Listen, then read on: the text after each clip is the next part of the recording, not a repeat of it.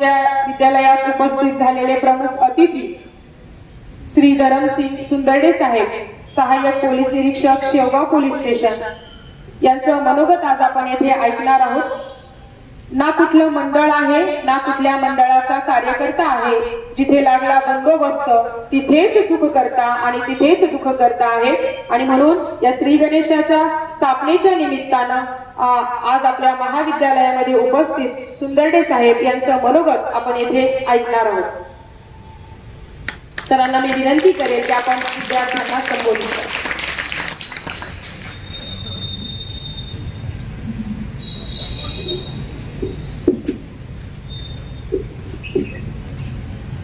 आपल्या महाराष्ट्राचे आराध्य दैवत छत्रपती शिवाजी महाराज यांच्या पवित्र स्मृतींना सर्वप्रथम अभिवादन करतो। आबासाहेब काकडे माध्यमिक आणि उच्च माध्यमिक विद्यालय चे प्राचार्य, उपप्राचार्य, त्याचप्रमाणे मंचावर उपस्थित असलेले या महाविद्यालयाचे शिक्षक, शिक्षकेतर कर्मचारी तसेच कनिष्ठ महाविद्यालयाचे आर्ट्स, कॉमर्स आणि सायन्स या तिन्ही शाखेचे विद्यार्थी आणि विद्यार्थिनी मित्रांनो, आज सर्वप्रथम या महाविद्यालयाच्या प्राचार्य आणि उपप्राचार्यांचा मी आभार मानतो की त्यांनी पोलीस विभागातला एक प्रतिनिधी म्हणून तुम्हा सर्वांना मार्गदर्शन करण्यासाठी मला या ठिकाणी बोलवलेलं आहे। मित्रांनो, तुम्हा सर्वांना जसं माझा परिचय करून दिला तसं मी देखील माझा परिचय करून देतो। मी देखील तुमच्यासारखाच एका सर्वसामान्य कुटुंबातून आलेलो आहे। माझं मूळ गाव छत्रपती संभाजीनगर या जिल्ह्यातील वैजापूर तालुक्यातील जमणवाडी हे छोटंसं गाव आहे। माझे आई वडील शेतकरी आहे। मी तुम्हा सर्वांना मार्गदर्शन करण्यापूर्वी माझ्या आयुष्यातला एक छोटासा प्रसंग सांगतो। आपल्या आयुष्यामध्ये सर्वात महत्वाचं काय असतं माहिती का? प्रत्येकाच्या आयुष्यामध्ये असतं एक टर्निंग पॉइंट। जे टर्निंग पॉइंट आपलं पूर्ण आयुष्याची दिशा ठरवत असतं। आपण काय बनणार, आपण कोणत्या दिशेने जाणार, तो टर्निंग पॉइंट, ती संधी आपण प्रत्येकाने ओळखली पाहिजे। मी माझ्या आयुष्यातला एक छोटासा प्रसंग सांगून आपल्या या आजच्या विषयाची सुरुवात करतो। मित्रांनो, मी देखील तुमच्यासारखाच होतो। मला अजून आठवतं माझ्या शाळेचे दिवस। माझं गाव जे आहे ते राजपूत समाजाचं, राजपूत परदेशी समाज माहिती आहे तुम्हाला। माझी जी लँग्वेज आहे ती हिंदी आणि राजस्थानी मिश्रित लँग्वेज आहे। मला मराठी भाषा येत नव्हती, कारण 100% राजपूत समाजाचं गाव असल्यामुळे मराठी भाषा घरात पण कोणी बोलायचं नाही, गावात देखील कोणी बोलायचं नाही। त्यामुळे मी जेव्हा शाळेत जायचो तेव्हा फक्त शिक्षकांकडून मराठी भाषा मला शिकायला मिळायची। त्यामुळे पहिली, दुसरी, तिसरीला असताना मला मराठी भाषा बोलता देखील येत नव्हती। मग माझ्या आयुष्यामध्ये एक टर्निंग पॉइंट झाला। म्हणजे मी शाळेतला एकदम बॅक बेंचर्स होतो, एकदम ठ विद्यार्थी, सर्वात पाठीमागे बसायचो। मग माझ्या आयुष्यात एक टर्निंग पॉइंट असा झाला की माझे वडील अशिक्षित होते, ऊसतोडी कामगार होते। परंतु वडिलांनी काय केलं, 4थी पास झाल्यानंतर 5वी मध्ये माझी शाळा बदलली। म्हणजे माझं जे गाव होतं त्याच्या गावाला लागूनच एक नालेगाव म्हणून छोटंसं गाव आहे। पूर्ण मराठा समाजाचं गाव असल्यामुळे त्या ठिकाणी मराठी बोलणारे बरेच, म्हणजे जवळपास सर्व लोक मराठी बोलायचे। तर माझ्या वडिलांनी माझं शिक्षण 4थी पासून 5वी पासून त्या शाळेमध्ये केलं। आता त्या शाळेमध्ये काय होतं, 5वीला आता प्रत्येक शाळेमध्ये कसं असतं की जो हुशार विद्यार्थी असतो त्याला समोर बसवतात, बरोबर आहे की नाही? कारण हुशार विद्यार्थी सर्वांचा लाडका असतो शिक्षकांचा, त्यामुळे त्याला समोर बसवतात। आणि जो ढ विद्यार्थी असतो तो कुठे बसतो? पाठीमागे, बरोबर आहे की नाही? तर मी जो होतो 4थी पासून 5वीला गेलेलो, मला मराठी भाषा चांगली येत नव्हती, बोलता येत नव्हतं, मला इंग्रजी बोलता येत नव्हतं, लिहिता येत नव्हतं, तर मी सर्वात पाठीमागे बसायचो। पण माझ्या आयुष्यामध्ये अजून एक टर्निंग पॉइंट असा झाला, 6वीला असताना एक नवीन शिक्षक, जसं तुमच्या समोर जे शिक्षक आहेत तसं माझ्या आयुष्यामध्ये 6वीला असताना एक नवीन शिक्षक आले आणि त्यांनी शाळेमध्ये एक नवीन उपक्रम सुरू केला. उपक्रम कसा असायचा माहिती का, की ते शिक्षक एक धडा शिकवायचे आणि मग धडा शिकवल्यानंतर सर्व विद्यार्थ्यांना सांगायचे की मी उद्या या धड्याचे प्रश्न उत्तर तुम्हाला पाठ घेणार आहे.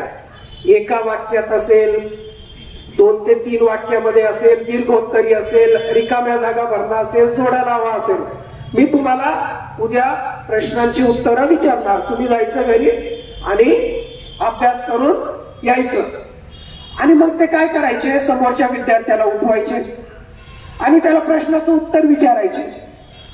आणि त्याला जर त्या प्रश्नाचं उत्तर आलं नाही तर त्याच्या पाठीमागच्या विद्यार्थ्याला विचारायचे आणि त्या विद्यार्थ्याने जर उत्तर दिलं तर मग त्या विद्यार्थ्याला सांगायचे की ज्याला उत्तर नाही आलं त्याला 2 कानामागे मारायचे.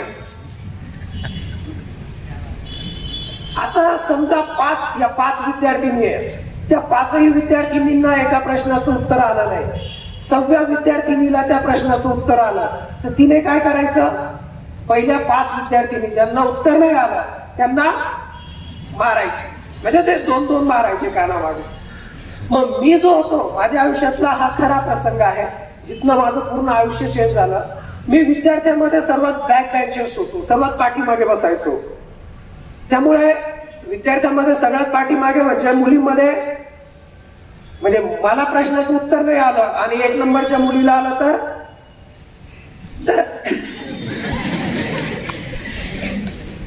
तर झालं असं की सरांनी त्या दिवशी एक प्रश्न विचारला. मला अजूनही तो प्रश्न लक्षात आहे की दिवाळी के दिन किसकी पूजा की जाती है.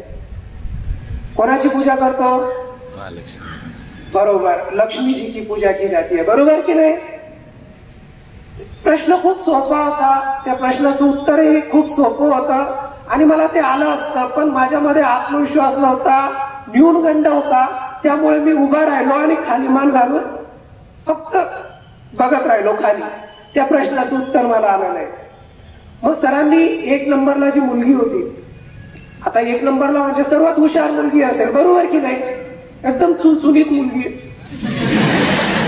अरे अभ्यासाने म्हणतोय मी, हुशार, चुनचुनीत म्हणजे हुशार. ती मुलगी उभी राहिली आणि तिने एकदम मस्त उत्तर दिलं, सर दिवाळी के दिन लक्ष्मी जी की पूजा की जाती है. सर म्हणे अरे वा, व्हेरी गुड, जा म्हणे मार त्याच्या 2 कानामागे. आता ग्रामीण भागातल्या मुली ज्या असतात, आता तुम्ही शेवगाव सारख्या तालुक्यामध्ये शिकतात, पण ग्रामीण भागातल्या मुली त्यातल्या त्यात थोडा लाजाळू असतात. त्या शक्यतो मुलांना मारायचं धाडस करत नाही. पण ती मुलगी आली, सरांनी 1 सांगितलं, तिने मला 2 मारला. आणि तिने ज्या मारल्या ते म्हणजे ते कानामध्ये जे हे असतात ना, पूर्ण ब्लॉक झालं. म्हणजे पुरुषामध्ये कसं असतं, पुरुष ही अहंकार असतो, इगो असतो, बरोबर की नाही. आपल्या देशामध्ये पुरुष सत्ताक पद्धती आहे की नाही. पुरुषामध्ये किती इगो असतो, मुलीने जर मारलं काही केलं तर त्या दिवशी माझ्यातला इगो जागा झाला. अक्षरशः तो दिवस मी माझ्या आयुष्यामध्ये कधीही विसरलेलो नाहीये. पूर्ण दिवसभर मी रडत होतो आणि विचार करत होतो की मला एका मुलीने मारलं म्हणजे माझ्यामध्ये काही आहे की नाही, काही करायची धमक आहे की नाही. खूप विचार केला, पूर्ण दिवस रडत बसलो. घरी आलो, घरी देखील रडत होतो. आई वडिलांनी विचारलं काय झालं, त्यांना मी ते सांगितलं की मला एका मुलीने मारलं. आणि त्या दिवशी मी जे पेटून उठलो, त्या दिवशी मी हाताचे पुस्तक घेतलं. त्याच्यानंतर मी अभ्यासामध्ये म्हणजे इतकं स्वतःला वाहून घेतलं की दुसऱ्या दिवसापासून मी सर्वात पुढे बसायला लागलो आणि मग मी सर्वांना मारायला लागलो. आता तुम्हा सर्वांना वाटेल की हे काहीतरी वेगळं आहे, परंतु 6वी मध्ये म्हणजे ज्या 6वी मध्ये मी बॅक बेंचर्स होतो, त्या 6वी मध्ये मी क्लासमध्ये फर्स्ट आलो.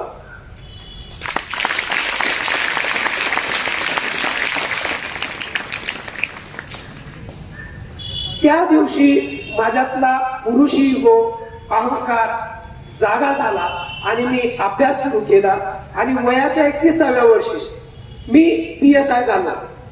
आणि या 21व्या वर्षी तुम्हाला सांगतो,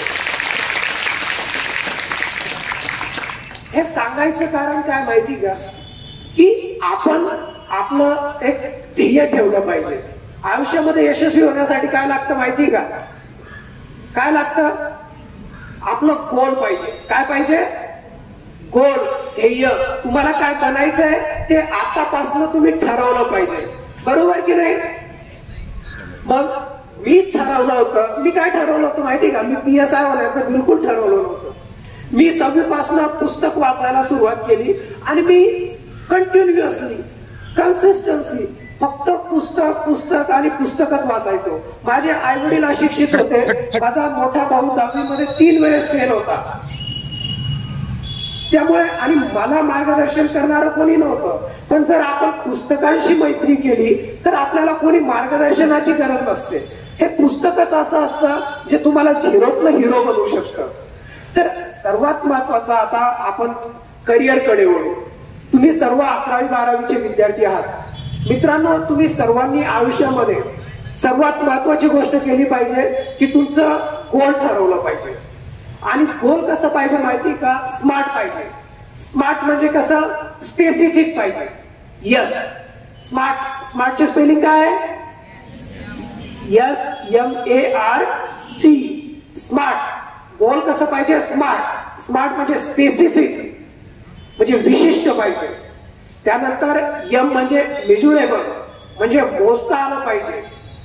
A म्हणजे अचिवेबल, म्हणजे तुम्हाला ते जिथपर्यंत तुम्ही पोहोचले पाहिजे. R म्हणजे रिचेबल आणि T म्हणजे टाइम बाउंड. म्हणजे गोल कसं पाहिजे की तुम्ही आता 12वी मध्ये विद्यार्थी आहात, तर तुमचं गोल काय पाहिजे की मला 12वी मध्ये 85% किंवा 90% मार्क्स मिळतील. कधी मिळतील, म्हणजे गोल कसं पाहिजे की मला PSI व्हायचंय. एखाद्याने ठरवलं आता माझ्याकडे बघून की नाही मला PSI व्हायचंय, तर PSI होणं फक्त गोल नाहीये. मला आता मी 12वी मध्ये आहे, 3 वर्षांनी माझी डिग्री पूर्ण होणार आणि डिग्री पूर्ण होताच मला MPSC ची एक्झाम देता येणार आहे. त्यामुळे आता 2024 चालू आहे, तर 2027च्या एंडिंग पर्यंत मला महाराष्ट्राच्या राज्य लोकसेवा आयोगामधनं होणाऱ्या पोलीस उपनिरीक्षक पदाच्या परीक्षेमध्ये पहिल्या 50 मुलांमध्ये यायचे.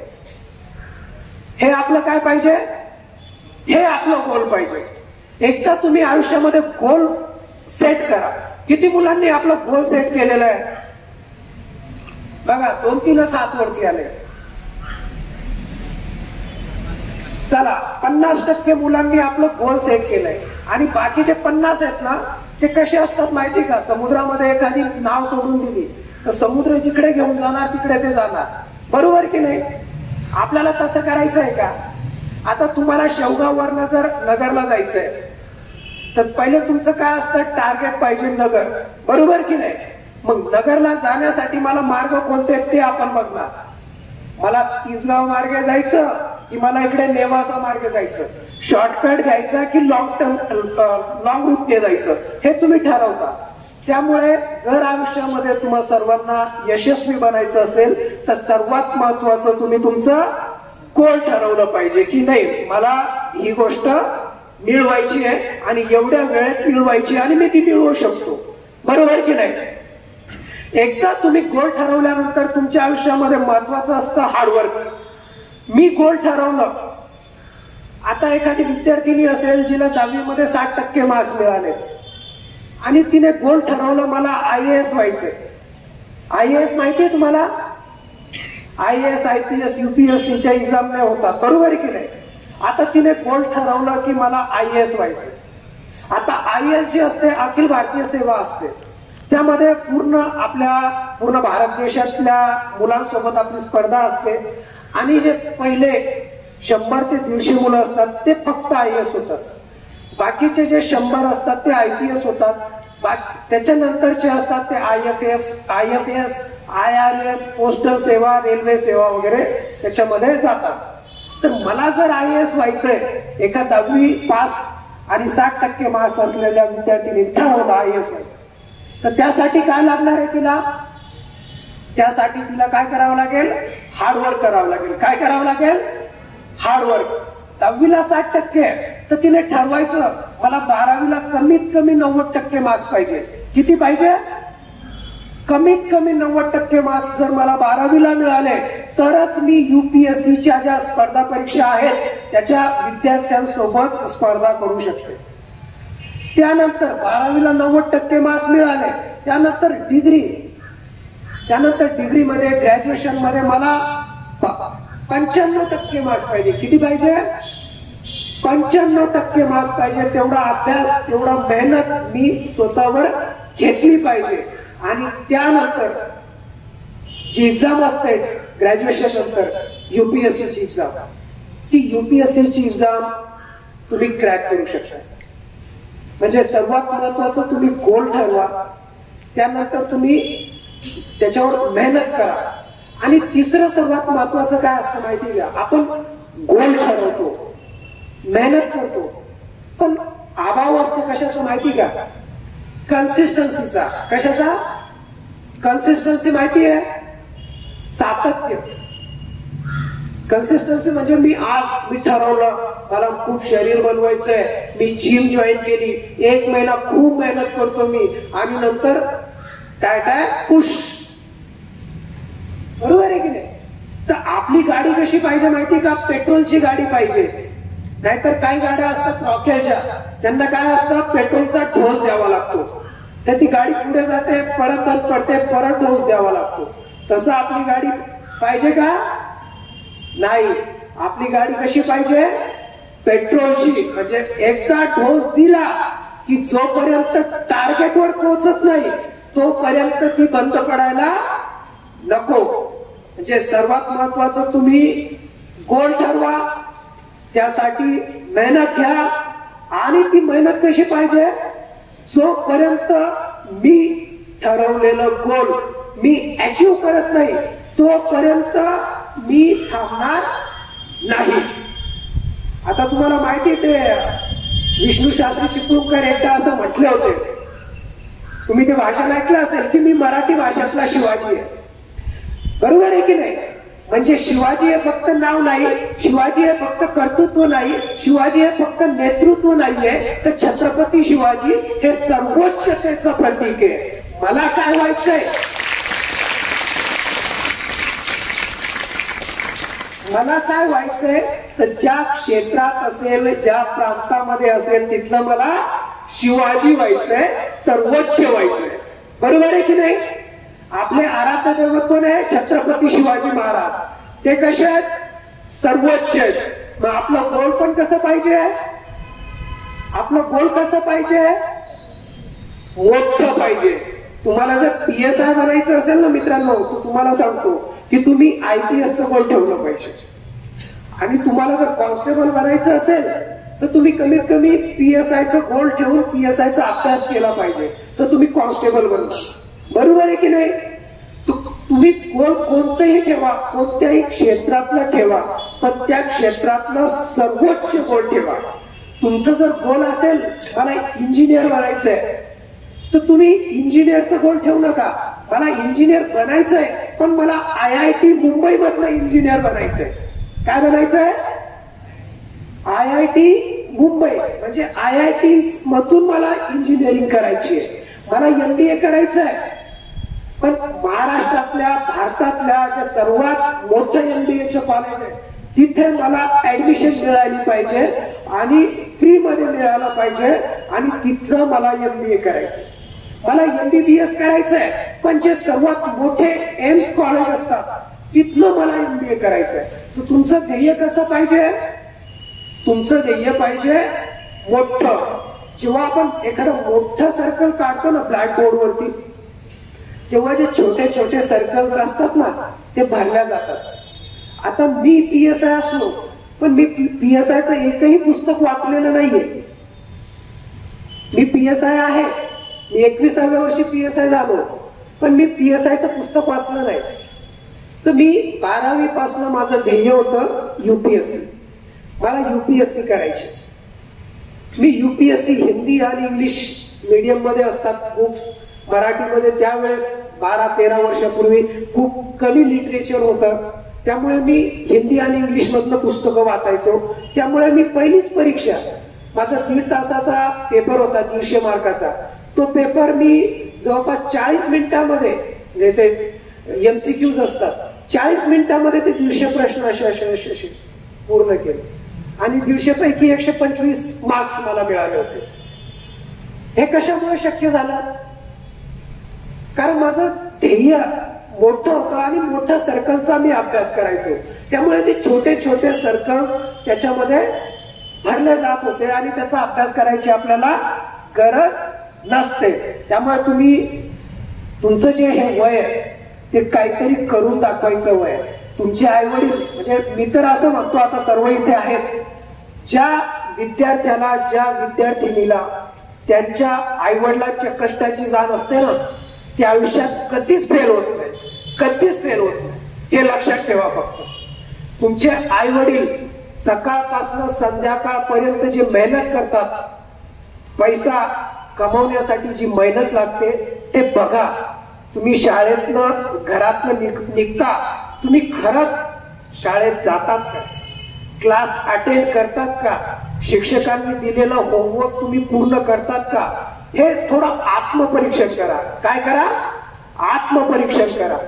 प्रत्येक विद्यार्थी, विद्यार्थिनी घरातनं निघल्यावर कॉलेजमध्ये गेलं पाहिजे, प्रॉपरली क्लास अटेंड केला पाहिजे.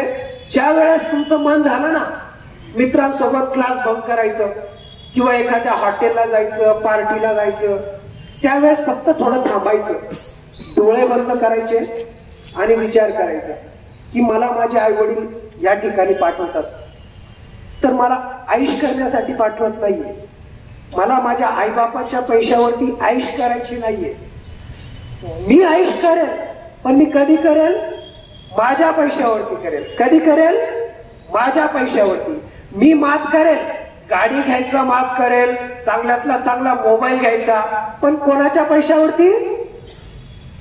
मी जेव्हा नोकरीला लागेल, माझी जेव्हा सॅलरी होईल, माझा पगार होईल, मी जेव्हा पैसा कमवेल, त्यावेळेस माझ्या ज्या इच्छा आहेत त्या इच्छा मी पूर्ण करेल. आई बापाच्या पैशावरती आईश करू नका. हे सर्वात महत्वाचं तुम्ही लक्षात ठेवा. आता मी या ठिकाणी माझं नवीन पोस्टिंग झालेलं आहे. या कॅम्पस बाहेर शाळेच्या पिरियड मध्ये विनाकारण, विदाऊट युनिफॉर्म जर कोणी फिरत असेल, तो मुलगा असेल, मुलगी असेल, तर तुम्हाला ताब्यात घेतलं जाईल, तुम्हाला पोलीस स्टेशनला नेलं जाईल आणि तुमच्या आईबापांना त्या ठिकाणी बोलावून तुम्हाला कडक शिक्षा. तुमचे शिक्षक तर फक्त त्यांच्या शिक्षा काही नसतात, तुम्ही आमच्या शिक्षा बघितल्याने असतात. तर तुम्हा सर्वांना माझं सांगणं आहे की आपल्या आई वडिलांचे जे कष्ट असतात त्याची आपण जाणीव ठेवली पाहिजे. अजून फक्त 2 मिनिटं घेतो. बोर होताय का तुम्ही? नक्की. अजून एक थोडं करिअर बद्दल आपल्याला बोलायचंय, तर अजून 2 मिनिटं घेतो. वेळ नाही जास्त होतो सर. एक पुस्तक आहे, खूप छान पुस्तक आहे, मिरॅकल मॉर्निंग नावाचं. कोणी ऐकलंय नाव? The miracle morning. मॅडम ऐकलं तुम्ही?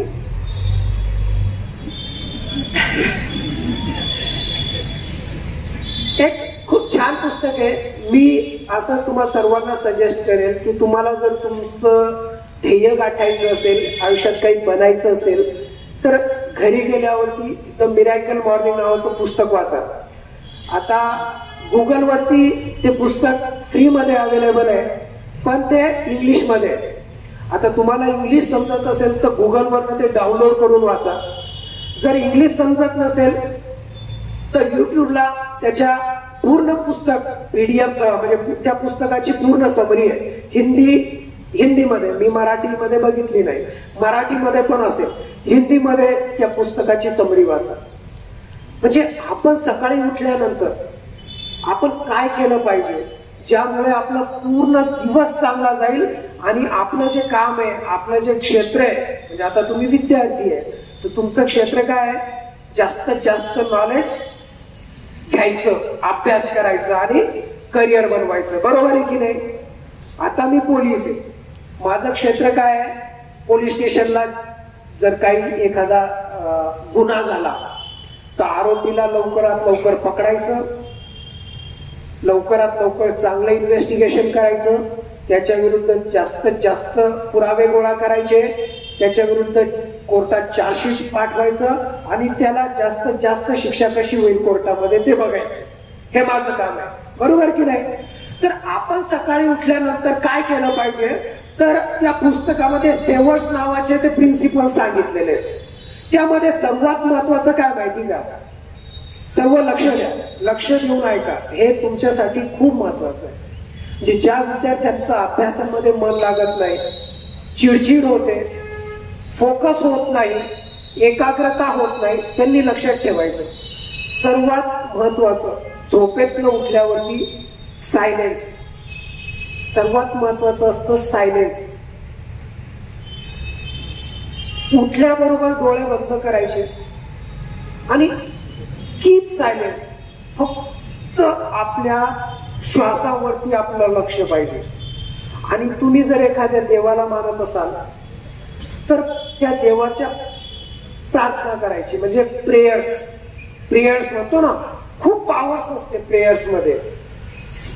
एकदम शांत बसून प्रेयर्स करायच्या, आजूबाजूचे आवाज ऐकायचे, पक्ष्यांचे आवाज ऐकायचे, फॅनचा आवाज असतो तो आवाज ऐकायचा, रातकिडे असतात त्यांचा आवाज ऐकायचा, एकदम शांत बसून. हे कमीत कमी 5 ते 10 मिनिटं करायचं. किती? 5 ते 10 मिनिटं. हे सायलेन्स झाल्यानंतर दुसरी महत्वाची गोष्ट असते, ती असते अफर्मेशन्स. काय असते? अफर्मेशन्स. स्वयंसूचना. माहिती आहे तुम्हाला? पॉझिटिव्ह अफर्मेशन म्हणजे काय? की मी तुमचं नाव घ्यायचं की मी योगेश आहे, माझे आई वडील असे आहेत, मला आयुष्यामध्ये हे बनवायचंय, मी खूप लकी आहे की मला देवाने एवढं चांगलं शरीर दिलं, मी खूप लकी आहे की देवाने मला इतके चांगले आई वडील दिले, मला चांगले भाऊ दिले, मी खूप लकी आहे की मी एका चांगल्या या काकडे महाविद्यालयासारख्या शाळेमध्ये शिकतो, मी खूप लकी आहे की मला चांगले शिक्षक मिळालेले आहेत, मी खूप लकी आहे की मी आयुष्यामध्ये, म्हणजे खूप लोक असे आहेत या जगामध्ये की त्यांना चालता येत नाही, बोलता येत नाही, बघता येत नाही, पण देवाने मला खूप काही दिलंय, मी खूप लकी आहे. हे जे पॉझिटिव्ह अफर्मेशन्स असतात ते 5 ते 10 मिनिटं तुम्ही करायचे. तुम्हाला आयुष्यात काय बनायचं असेल की मला डॉक्टर बनायचंय तर त्याच्यात रिवाइज करायचं की मी खूप लकी आहे, मला देवाने खूप चांगलं दिलंय की मला डॉक्टर मी बनणार आहे. हे असतं अफर्मेशन. या पॉझिटिव्ह अफर्मेशन जर तुम्हाला माहिती नसतील तर तुम्ही युट्यूबला बघा, त्याच्यामध्ये पॉझिटिव्ह अफर्मेशन्स असतात.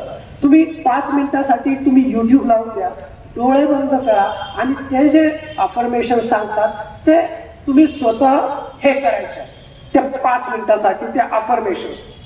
त्यानंतर अफर्मेशन झाल्यानंतर असतं व्हिज्युअलायझेशन. व्हिज्युअलायझेशन म्हणजे काय? डोळे बंद करायचे. खूप पॉवरफुल आहे. तर तुम्हाला जे बनायचंय, म्हणजे आता तुम्ही डोळे बंद करा, सर्वांनी डोळे बंद करा बरं एकदा. चला डोळे बंद करा. आता तुम्ही तुमच्या आयुष्यामध्ये जे ठरवलेलं गोल आहे ते गोल आठवा बरं. तुम्ही काय ठरवलंय? तुम्ही तुमचे आई वडील तुम्हाला लहानपणी सांगायचे तुला काय बनायचंय, मित्र सांगायचा, मैत्रीण सांगायची काय बनायचंय, तर तुमच्या मनामध्ये काय यायचं की मला हे बनायचंय. ते गोल आठवा आणि ते गोल आठवल्यानंतर तुम्ही व्हिज्युअलाइज करा की ते गोल तुम्ही येत्या 5 वर्षामध्ये ते गोल मिळवलेलं आहे किंवा 7 वर्षामध्ये ते गोल तुम्ही अचीव्ह केलेलं आहे. तुमचं जर गोल असेल PSI बनायचं तर तुम्ही व्हिज्युअलाइज करा की मी PSI झालेलो आहे, माझं MPSC मधनं मी PSIच्या रँक मध्ये आलेलो आहे, आई वडील माझा सत्कार करताय, आमच्या शेजारी माझा सत्कार करताय, त्यानंतर मी ट्रेनिंगला गेलेलो आहे, माझं ट्रेनिंग खूप चांगलं झालेलं आहे, मी आता PSIचा युनिफॉर्म घातलेला आहे अंगामध्ये.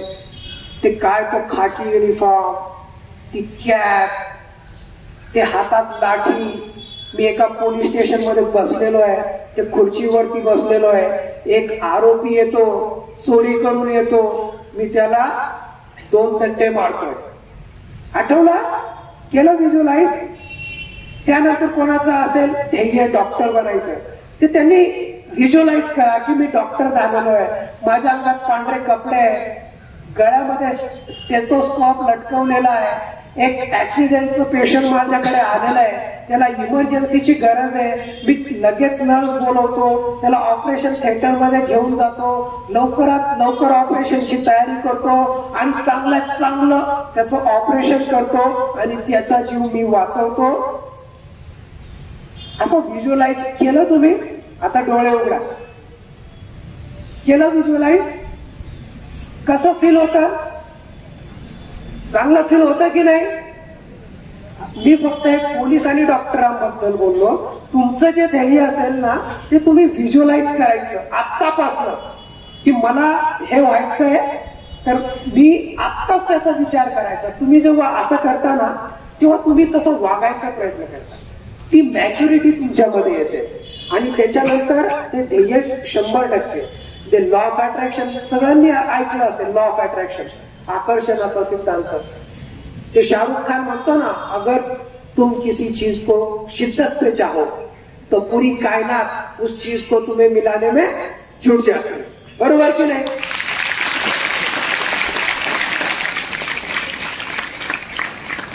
व्हिज्युअलाइज झाल्यानंतर पुढची गोष्ट असते एक्सरसाइज. Healthy body. तुमचं शरीर खूप महत्वाचं आहे. सर्वात जास्त महत्वाची काय माहिती का? तुमचं शरीर. तुमचं शरीर चांगलं असेल तर तुमचं अभ्यासात मन लागेल, नाहीतर अभ्यासात मन लागेल का? तर प्रत्येकाने सकाळी सायलेन्स म्हणजे शांत बसल्यानंतर, अफर्मेशन केल्यानंतर, व्हिज्युअलाइज केल्यानंतर स्वतःच्या शरीराला 20 ते 25 मिनिटं दिले पाहिजे. मग तुम्ही जिमला जा, तुम्ही ग्राउंडवर एक्सरसाइज करा किंवा तुम्ही घरी बसून योगा करा, कपालभाती, प्राणायाम, अनुलोम विलोम, तुम्हाला जे जमेल ती एक्सरसाइज करा. पण कमीत कमी 20 मिनिटं करायची. किती? 20 मिनिटं ती एक्सरसाइज तुम्ही केली पाहिजे. कारण तुमचं शरीर चांगलं राहणार तेव्हा तुमचं अभ्यासामध्ये लक्ष राहील. बरोबर आहे की नाही? नाहीतर अभ्यासात लक्ष लागेल का? नाही. तर एक्सरसाइज महत्वाची. त्याच्यानंतरच महत्वाची गोष्ट येते रीडिंग, म्हणजे वाचन. कमीत कमी 15 ते 20 मिनिटं तुम्ही अवांतर वाचन केलं पाहिजे. अवांतर वाचन माहिती आहे? जी पुस्तकं असतात, सेल्फ हेल्प पुस्तकं बरीच असतात मार्केटमध्ये, बरोबर आहे की नाही? ती पुस्तकं ज्ञानेश्वरी, भगवद्गीता, त्याच्यानंतर पसायदान, आध्यात्मिक जर हे बघितलं तर, आणि जर तुम्हाला जर इकडची पुस्तकं वाचायची असेल, म्हणजे सेल्फ हेल्पची पुस्तकं वाचायची असेल, तर मी तुम्हाला सजेस्ट करेल कोणतं? The 7 habits of highly effective people. त्यानंतर द पॉवर ऑफ नाव. त्याच्यानंतर द गोल नावाचं एक पुस्तक आहे छानपैकी. मिरॅकल मॉर्निंग तर मी तुम्हाला सांगितलंच. एक खूप छान छोटंसं पुस्तक आहे, तुम्ही सर्वांनी लक्ष ठेवा. The monk who sold his Ferrari. मराठीमध्ये संन्यासी ज्याने आपली संपत्ती विकली नावाचं एक पुस्तक आहे. अजून एक पुस्तक आहे इट दॅट फ्रॉग. कोणतं? इट दॅट फ्रॉग म्हणजे बेडूक खायचा. पुस्तकाचं नाव काय माहिती का? बेडूक खायचा. कसं तुम्हाला हसू आला की नाही बेडूक खायचं म्हटल्यावरती? तर ते पुस्तकामध्ये काय दिलं माहिती का? जे सर्वात अवघड काम असतं, म्हणजे बेडूक खाणं सर्वात अवघड काम आहे की नाही? ते बेडूक बघा किती विचित्र, किती विद्रूप दिसतं, बरोबर आहे की नाही? असं इमॅजिन करा की ते बेडूक हातात पकडलाय आणि असं आपण तोंडात खातो. करू शकतो का आपण? किती अवघड आहे? अवघड आहे की नाही? तर जे अवघड काम असेल ना ते सर्वात पहिले करायचे. म्हणजे तुम्हाला आता तुम्ही 11वी सायन्सचे विद्यार्थी असाल, तुम्हाला जर मॅथ अवघड जात असेल ना, मॅथचं एखादं लेसन अवघड जात असेल लेसन, तर ते लेसन तुम्ही सगळ्यात पहिले करायचं. बाकीचं जे सोपं असतं ना ते सर्व करतात. जे अवघड असेल ना ते मला आलं पाहिजे. मला जर सर्वात पुढे जायचंय ते जे सर्वांना येतं ते मला आल्यावरती तर सर्व सारखे राहतात. मी पुढे कधी जाणार? जे कोणालाच येत नाही ते मला आल्यानंतर मी पुढे जाणार. जे अवघड काम असेल ते सर्वात पहिले करायचं. त्यामुळे एक्सरसाइज झाल्यानंतर तुम्ही रीडिंग केलं पाहिजे. आणि सर्वात महत्वाचं काय शेवटचं की तुम्ही पूर्ण तुमच्या दिवसाचा प्लॅन केला पाहिजे. नोट डाऊन केलं पाहिजे की मी आज मला 12 ते 14 तास मिळणार आहे. 2 तास मी सकाळी आईला मदत करणार स्वयंपाकामध्ये. त्यानंतर शाळेत मी 6 ते 7 जाणार. त्यानंतर शाळेतनं आल्यावरती मी एवढा वेळ अभ्यास करणार. संध्याकाळी मला एवढा वेळ मैत्रिणीसोबत मित्रासोबत गप्पा मारायला जायचा आहे. आणि संध्याकाळी एवढा वेळेस मी अभ्यास करणार आहे. तुमचं दिवसाचं जे प्लॅनिंग असतं ना ते तुम्ही सकाळीच नोट डाऊन करायचं एका वहीमध्ये. आणि ती वही तुमच्या सोबत राहिली पाहिजे. आणि ही वही इतकी महत्वाची असते की तुम्ही थोडं तरी म्हणजे ते शमी घोडा माहिती का? बैलांची शर्यत असते. त्याच्यामध्ये त्या बैलांच्या त्या घोड्याच्या डोळ्याला झापडा लावलेली असतात बघा, फोकस. ते कशासाठी लावलेली असतात की फोकस राहिलं पाहिजे. मी इकडे तिकडे बघायला नको. नाहीतर मी ठरवलेलं असतं की मी शाळेत जाणार, मी 5 तास अभ्यास करणार. आणि अचानक कोणतरी मित्र भेटतो, तो म्हणतो चढ पिक्चरला जाऊ. बरोबर आहे की नाही?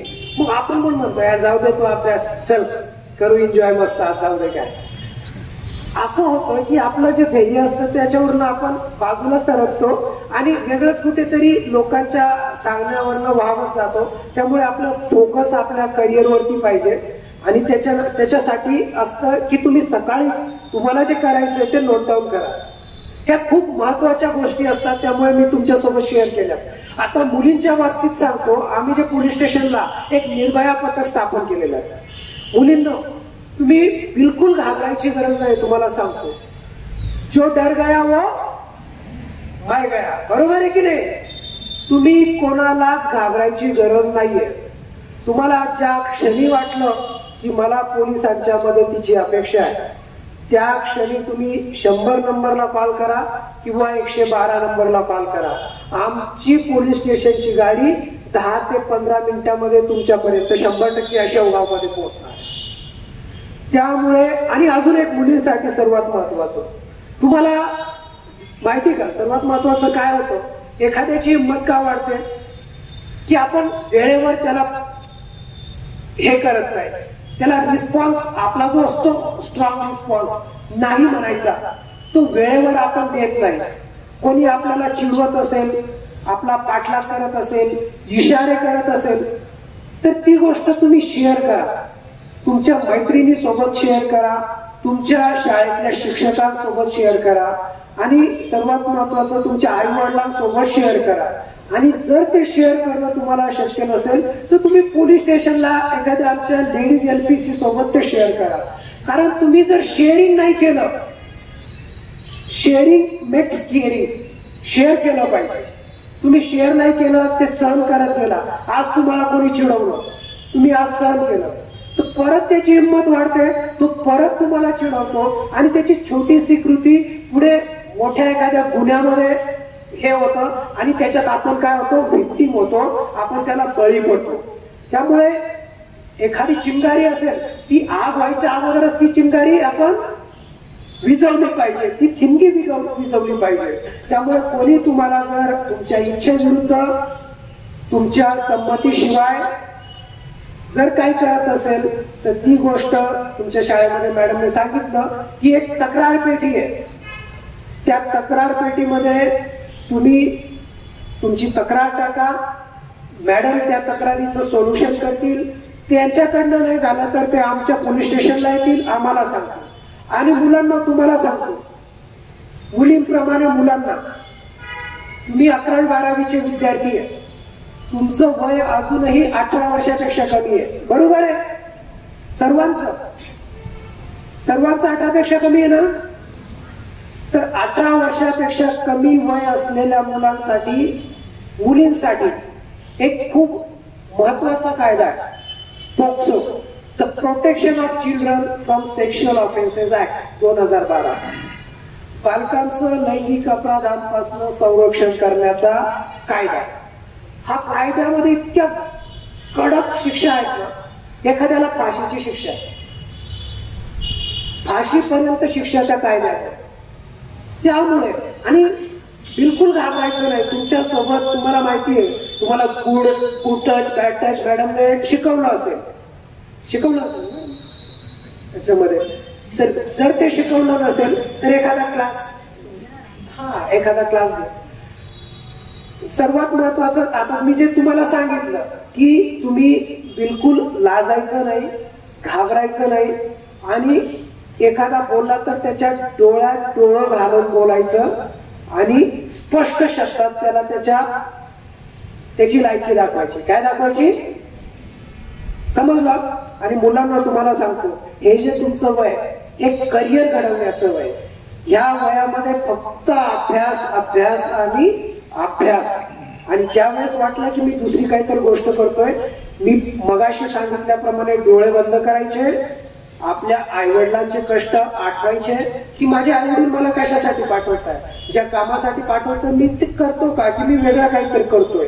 आणि कृपा करून कोणीही चुकीच्या गोष्टी करू नका, चुकीच्या मित्रांच्या संगतीला बळी पडू नका. काहीही तुमच्या हातून गुन्हा होणार नाही याकडे लक्ष द्या.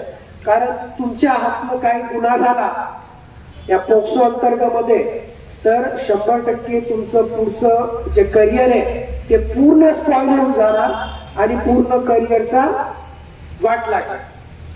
तर ठीक आहे, मी बराच वेळ घेतला, तुम्ही सर्वांनी मला शांततेत ऐकून घेतलं. शाळेचे परत एकदा प्राचार्य, उपप्राचार्य, शिक्षक वर्ग त्या सर्वांचे आभार मानतो आणि माझे 2 शब्द संपवतो. जय हिंद, जय महाराष्ट्र.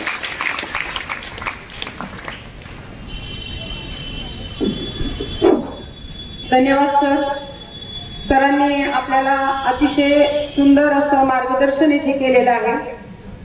सर, सुरुवातीपासून तुम्ही तुमच्या बालपणीचा जो प्रसंग सांगितला, खरं म्हणजे आम्ही पिक्चर मध्ये सिंघम पाहिलाय, परंतु आज आम्ही वास्तविक जीवनातले सिंघम तिथे आमच्या मंचावर पाहिलेले आहेत. आणि तुमचा जो प्रसंग मी ऐकला त्यावरनं मला असं म्हणावंसं वाटतं की शेर तो आतंक मचाता है लेकिन घायल शेर तबाही मचाता है. आणि आणखी तबाही तुम्ही वयाच्या 21व्या वर्षी MPSC परीक्षा पास केली. त्याही पुढे जाऊन असं म्हणावंसं वाटतं की प्रत्येक यशस्वी पुरुषाच्या मागे एक स्त्री असते, तसं तुम्ही ते करून दाखवलं. विनोदाचा भाग सोडला तर सर, आज असं म्हटलं जातं की ज्यांच्या अंगावर खाकी आहे आणि हातामध्ये काठी आहे तो सर्वसामान्यांचा पांडुरंग आहे. फक्त हा पांडुरंग विटेवर नाही तर वाटेवर उभा आहे. आणि आज आमच्या महाविद्यालयातील सर्व विद्यार्थी करिअरच्या वाटेवरती उभे असताना या पांडुरंगाचं मार्गदर्शन आज आमच्या विद्यार्थ्यांना येथे लाभलेलं आहे. हे मार्गदर्शन करताना आपण वेगवेगळी पुस्तकांची नावं आमच्या विद्यार्थ्यांना सांगितली, जी वाचून ती प्रेरणा घेतील. सातत्य, चिकाटी आणि कठोर परिश्रमाची शिकवण आज आपण आमच्या विद्यार्थ्यांना दिली. Silence, affirmation, visualization, healthy body आणि सेल्फ रिडिंग आणि टाइम प्लॅनिंग याबद्दल आपण जे आमूलाग्र असं मार्गदर्शन केलं ते आमच्या विद्यार्थ्यांच्या भविष्यासाठी अतिशय उपयोगी आहे. सर, एकदा मी आपल्या सर्वांच्या वतीने आपले मनपूर्वक आभार मानते. विद्यार्थ्यांनी जोरदार टाळ्या वाजवून सरांचे आभार मानते. आज आम्ही आमच्या महाविद्यालयामध्ये श्री गणेश प्रतिष्ठापनेनिमित्त गुंतलेलं हे पहिलं पुष्प, अतिशय लाख मोलाचं मार्गदर्शन श्री धरमसिंग सुंदरडे साहेब यांनी येथे केलं. त्याबद्दल सर आपले मनपूर्वक आभार मानते. आणि या कार्यक्रमासाठी उपस्थित आबासाहेब काकडे कनिष्ठ महाविद्यालयाच्या सन्माननीय उपप्राचार्य श्रीमती रूपा खेडकर मॅडम, पर्यवेक्षक श्री पोडवरे सर, श्री नजन सर, ज्येष्ठ शिक्षक Shri Deshmukh sir, Budhwant madam, Shri Tamnar sir, Shrimati Pawar madam, Ukirde madam, या सर्वांचे या मंचावर त्यांनी उपस्थिती दर्शवली आणि या कार्यक्रमाची शोभा वाढवली. त्याबद्दल मनपूर्वक आभार मानते. या महाविद्यालयाचे सर्व प्राध्यापक वृंद आणि माझे भविष्यामधले यशस्वी विद्यार्थी मित्रमैत्रिणींनो, ज्यांच्यामुळे या कार्यक्रमाला शोभा आली. आपणा सर्वांचे मनपूर्वक आभार मानते आणि हा कार्यक्रम येथे संपला.